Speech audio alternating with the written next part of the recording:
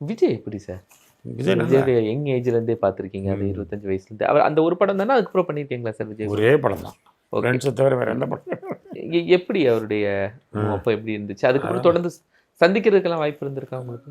நல்ல என் பையன் கல்யாணத்துக்குலாம் வந்தார், பெரிய பையன் கல்யாணத்துக்குலாம் வந்தார். அடிக்கடி சந்திப்போம் நாங்கள், எங்கன்னா ஷூட்டிங்கில் இல்லைன்னா வேறு ஏதாவது ஒரு ஃபங்க்ஷனில் மீட் பண்ணுவோம். அது நல்ல, எப்போ பார்த்தாலும் ஃப்ரெண்ட்ஸ் தான் அவர் நமக்கு.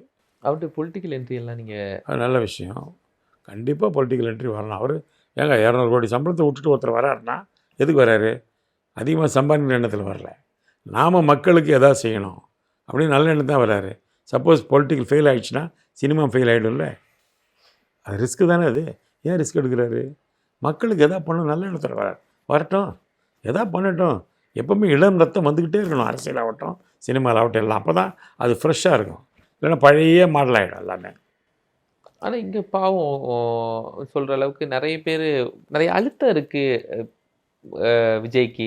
அதை ஃபேஸ் பண்ணுவாரா? விஜய்க்கு அவ்வளோ கேப்பபிலிட்டி இருக்கா பொலிட்டிக்கல் அழுத்தத்தை? நடிக்க வரும்போது எப்படி சொன்னாங்க? ஃபஸ்ட்டு நடிக்கும் போது இவர் நடிப்பாரா அப்படி தான் சொன்னாங்க. இப்போ எப்படி இருக்கார்? இப்போ எங்கே ஸ்கோர் பண்ணுறாருல நடிப்பில், இப்போ டான்ஸை ஸ்கோர் பண்ணுறாருல, சென்டிமெண்ட்டை ஸ்கோர் பண்ணுறாருல, அதெல்லாம் வந்துடுங்க தானாக. அந்த இடத்துக்கு போனால் தானாக வந்துடும், அதெல்லாம் கேள்வியே கிடையாது. இல்லை, நடிப்பும் அரசியலும் ஒன்றா? நடிப்பு வேறு, அரசியல் வேறு. அரசியல் வந்து நிறைய விஷயங்கள் நீ தேக்கி வச்சுக்கணும் மைண்டில். நடிப்புக்கு அந்த கதையை பற்றி திங்க் பண்ணால் போகிறோம். இப்போ நடிப்புக்கு இன்சைட் ஹோமில் நீங்கள் ப்ராக்டிஸ் பண்ணிட்டு ஸ்க்ரீன் வந்துடலாம்.